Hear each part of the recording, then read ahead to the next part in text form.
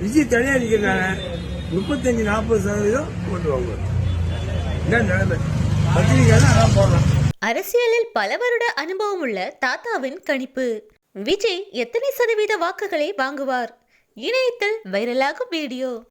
திமுகவும் அதிமுகவும் மாறி மாறி தமிழ்நாட்டை ஆண்டு கொண்டிருந்த நேரத்தில் திடீரென சினிமாவின் உச்சத்தில் இருக்கும் போதே அரசியலில் களமிறங்கி இருக்கிறார் தலைவர் விஜய் அவர்கள்.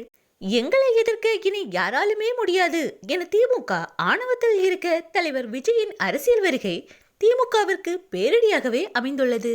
தமிழகத்தில் தற்போது நடைபெற்று வரும் திமுக ஆட்சியில்தான் கொலை, கொள்ளை, போதைப் பொருட்கள், பெண்களுக்கு எதிரான பாலியல் குற்றங்கள் என அனைத்துமே தலைவிரித்தாடுகிறது.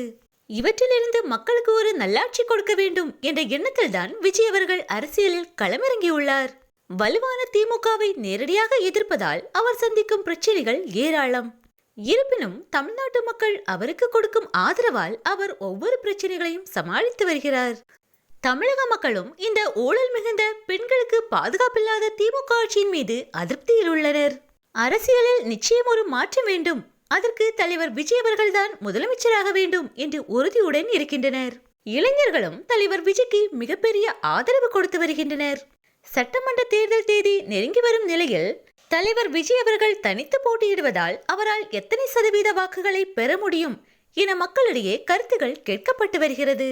அப்போது அரசியலில் பல வருட அனுபவம் உள்ள தாத்தா ஒருவர் திமுக, அதிமுக, தமிழக வெற்றி கழகம் என்ற 3 கட்சிகளுக்கிடையேதான் போட்டி.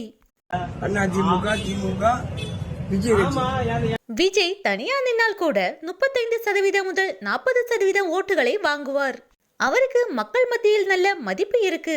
எங்க வீட்டுல கூட 7 ஓட்டு விஜய்க்கு தான் என விஜய்க்கு ஆதரவாக பேசியுள்ளார் அந்த பெரியவர்.